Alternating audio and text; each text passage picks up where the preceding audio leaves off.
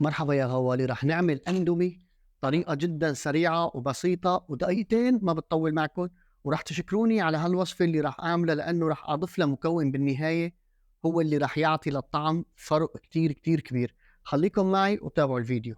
في البداية مثل ما لكم شايفين عنا الطنجرة الصغيرة رح نضيف لها كوب واحد من المي بكفيها.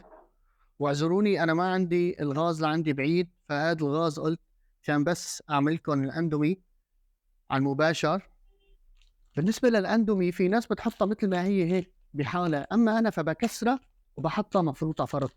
خليني أكسرها وأرجع لكم مشان نضيفها على المي. طبعا يا حبايب قبل ما نضيف الأندومي على المي رح نضيف توابل الأندومي اللي هي جدا أساسية. في ناس طبعا بتحب الحد، أنا ما كتير بحب الحد فأنا ما رح أحط حد. أنتوا فيكم تحطوا هذا الظرف الحد، أنا ما رح أحط حد.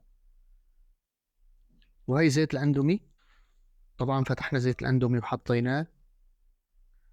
بس تغلي المي رح نحط الاندومي ورح نشوف شو المكون الاخير اللي رح تفرق الطعمه 100%. وطبعا يا حبايب بعد ما غلت المي عنا رح نضيف هلا الاندومي ونعيفها شوي تغلي غليتين، بعدين نطفيها ونغطيها. خلينا بس نعلي النار حتى تغلي غليتين، بعدين بنلاقي لها دبار نعمل لها هيك كم تحريكه مشان ندلله. طبعا اخواتي بعد ما غليت غليتين هلا راح نحط الغطا ونطفيها ونرجع لكم لبين ما تحل وتكبر حباتها وتصير شكلها بتشهي. طبعا يا حبايب هي الاندومي تبعنا صارت جاهزه مثل ما لكم شايفين، انا نشفتها من المي. وهلا راح نجي للمكون الاخير واللي راح يعطيها طعمه خرافيه، هو الجبنه الاشقوان.